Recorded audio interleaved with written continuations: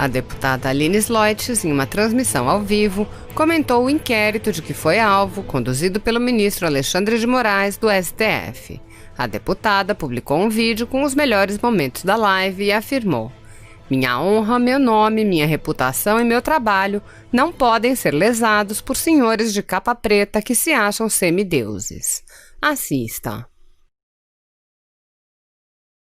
A verdade não é um luxo dos tempos de bonança. É, sobretudo, o maior elemento de estabilidade das instituições. E essa liberdade, infelizmente, nós estamos aí vendo a todo momento ser reservada a poucos. A nossa Constituição Federal coloca igualdade, dignidade humana e liberdade já no preâmbulo. A liberdade de expressão tem garantia específica na nossa Constituição Federal. Isso, doutor Fábio, que o STF tem legislado, tem julgado, tem executado, tem fiscalizado, e quem fiscaliza o STF? O STF realmente é o fim da linha na interpretação. Ele faz um ativismo judicial, isso é fato. Alguns ministros chamam esse ativismo de protagonismo judicial, isso é fato também. E eu acho errado as duas coisas. O judiciário não deveria nem ser ativista nem protagonista. Mas ativista eu acho que não deveria ser, porque a função do Poder Judiciário é uma função de correção e de vigilância. Hoje, por exemplo, eu estou enfrentando, em especial no meu estado, por parte daquelas pessoas que me perseguem, porque eu trabalho, portanto, eu atrapalho muita gente e muitos interesses políticos do Paraná. Eu tenho sofrido retaliações em vários blogs, inclusive bloguinhos que não têm expressão nenhuma e que usam o meu nome para tentar aumentar a sua audiência. Grupos pró-democracia. E aí falavam de torcidas organizadas pró-democracia. Pelo amor de Deus, isso não existe. O que eles estavam fazendo lá era se unir para fazer baderna, que é o que sempre esse pessoal fez. Obrigada, doutor. Deus abençoe. Muito obrigado. E eu falei com alguns amigos se havia alguma dúvida de que o STF não está perseguindo realmente o pessoal de direita que apoia o presidente. Ontem lá no Planalto, os ministros, o ministro André, o ministro Pontes, a ministra Tereza Cristina, o ministro Ramos. Deputado, que absurdo é esse? Pelo teu perfil já dá pra ver que isso é uma loucura. A primeira coisa que eu gostaria que tu falasse é qual a tua idade, Nicolas? Mas eu tenho 24 anos, que é isso daí que a gente tem que fazer, né? Produzir cultura para longo prazo, né? A gente vencer essa guerra, né? Tu é ponderada, equilibrada, uma deputada que trabalha, não fica nas mídias sociais criando caso, né? Hoje nós vemos um judiciário que faz legislação, que executa, que fiscaliza, que produz. Ora, se nós temos em um único poder todos os poderes, então é um superpoder. Então a gente não precisa mais de ninguém, não é mesmo? Ela é desmoralizada por esse ministro. Eu acho que ninguém, obviamente, quer o fechamento do STF, da instituição. Nós queremos realmente que os ministros moralizem aquela cadeira, né? Se em 2016, né, que foi o impeachment da Dilma, eles já falam como golpe, imaginam que eles vão falar sobre a nossa trajetória agora, né? De que Paulo, quero dizer para você que eu não vejo e não avalio os municípios por tamanho. Eu sou a deputada, talvez no Paraná, que trabalho com a maior quantidade de municípios pequenos. Eu atendo porque o dinheiro que está lá em Brasília é nosso, é do município pequeno, é do município grande, é de todos nós que pagamos impostos. Então, eu sei o que o dinheiro público pode e não pode ser usado. Então, Deus abençoe, Paulo, por mais essa grande oportunidade. Um beijo grande no coração de todos da República de Curitiba.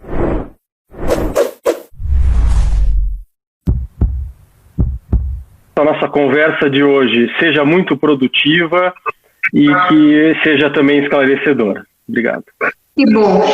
Doutor Fábio, Fábio, eu tenho aqui um currículo gigantesco que, se eu fosse só falar do seu currículo, nós já ficaríamos metade da live falando da sua qualificação e da sua condição técnica para esse debate, para esse bate-papo, mas eu gostaria que o senhor enfatizasse algumas coisas que o senhor acredita que sejam importantes para as pessoas poderem identificá-lo. Eu vou dizer que o senhor é um doutor em Direito Civil, da Faculdade de Direito do Largo de São Francisco, Universidade de São Paulo. E aqui eu vejo que o senhor tem grandes participações, membros de vários conselhos significativos, inclusive no exterior. Então, o que o senhor achar relevante que o nosso público, que os nossos seguidores, meus eleitores saibam, o senhor pode utilizar esse momento. Ótimo, muito obrigado. A minha trajetória profissional é resultado de muito estudo e de muita perseverança.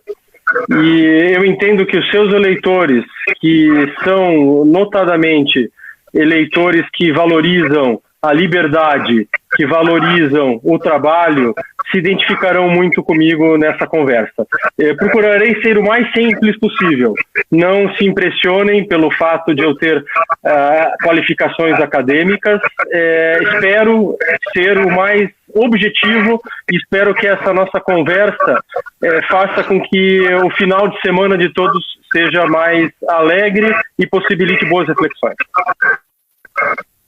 Você viu, gente, só pela humildade desse homem, ele já me ganhou nas conversas que tivemos, porque se eu fosse falar do currículo dele, francamente, nós íamos ficar aqui meia hora, falando de todas as suas qualificações, de todas as suas teses, de todos os seus artigos, de todos os envolvimentos nas instituições no exterior, em Los Angeles e tudo que é canto da Europa. Eu fiquei admirada. Então, se ele está me dizendo assim, vamos ter uma conversa simples para que a população possa entender, eu tenho certeza que nós teremos uma aula e vai ser aí de grande oportunidade. Por isso, você que nos ouve nesse momento e tiver dúvidas em relação aos temas que nós fomos conversando, você pode me mandando. Eu estou aqui com a minha assessoria ao lado para poder ir transmitindo para o Dr. Fábio as perguntas e que nós vamos aí, no decorrer desse bate-papo, informando a todos vocês. Eu já também falo para vocês que nós não podemos nos estender muito, porque às 8 horas inicia uma outra live e eu preciso até 8h15, 8h30 estar na outra. Mas eu garanto a vocês que nós teremos aí uma conversa muito produtiva durante esse período. Doutor, vamos começar falando sobre um tema que tem assombrado, despertado em todo cidadão uma certa indignação e que eu acredito que seja de suma importância. E para tratarmos sobre esse tema, eu gostaria de ler uma frase de Rui Barbosa, onde diz que a liberdade não é um luxo dos tempos de bonança. É, sobretudo, o maior elemento de estabilidade das instituições.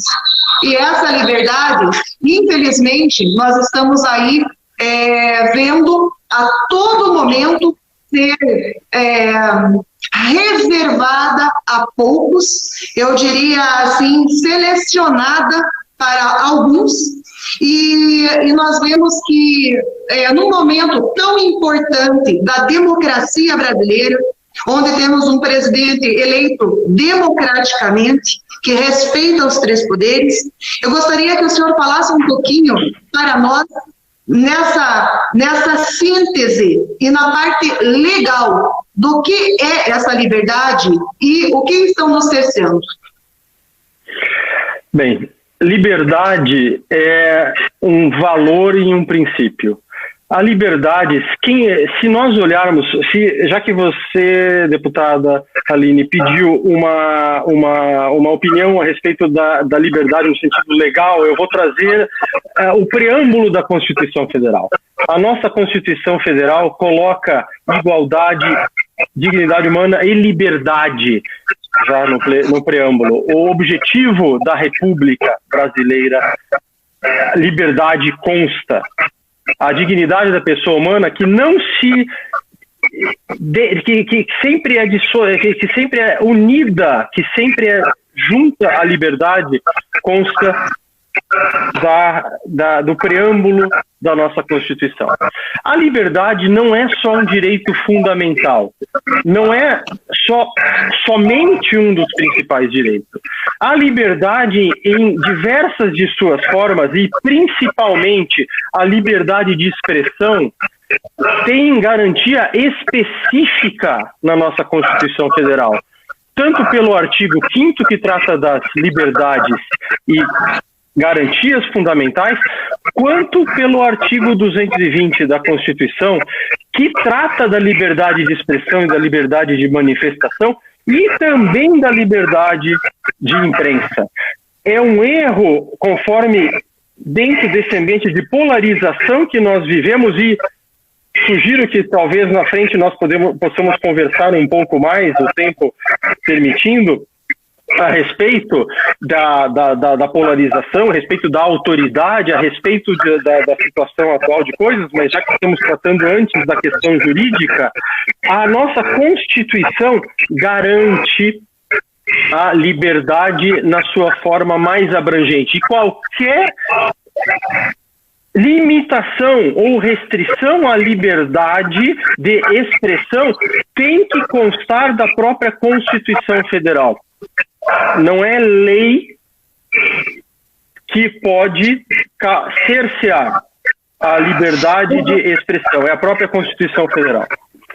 Certo. Doutor, nós temos visto nos últimos meses uma dificuldade de compreensão em relação à importância dos três poderes. E nós sabemos que esses três poderes são constitucionais e têm uma relevância, cada um com sua função constitucional. E hoje nós conversávamos e o senhor me alertava e ressaltava pela forma que está na Constituição, onde, quando se trata dos três poderes, o primeiro poder que se coloca na redação da Constituição é legislativo, pela importância de que o legislativo é o poder que realmente representa a voz, né, do povo, é o que representa a decisão, a opinião, a representatividade da população. Portanto, de extrema importância que os legisladores não sejam banidos, culpados, bloqueados, perseguidos por conta das suas falas, do seu trabalho, da sua fiscalização, de suas denúncias às vezes. Falando um pouquinho dos três poderes, rapidamente eu gostaria que o senhor fizesse uma interpretação acima da Constituição, da função dos três poderes e a importância dos mesmos. Perfeito. O artigo 2º da Constituição diz que se trata da divisão de poderes. Coloca o poder legislativo, o poder executivo e o poder legislativo como harmônicos e independentes. E existe uma ordem nisso, e não é por acaso que essa ordem inicia com o poder legislativo. Costuma-se dizer, e é até o próprio slogan da Câmara dos Deputados, de que é a casa do povo. Por quê? Porque na democracia representativa, o povo, com o seu voto, elege os seus representantes, e esses representantes, no poder legislativo, criarão as leis que o poder executivo, como o nome diz, executará. O poder executivo, ele deve se manter dentro dos limites delineados pelo poder legislativo. Por isso que se diz que o poder legislativo, a Câmara dos Deputados, é a casa do povo.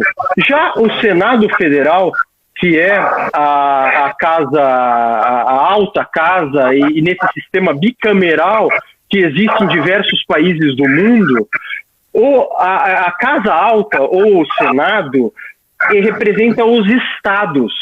Os senadores não representam o povo, por mais que sejam eleitos nesse nosso sistema democrático pela pelo voto popular, eles representam os estados. O deputado é o legítimo representante do povo. O presidente... Desculpa só interromper o senhor antes de passar para o executivo.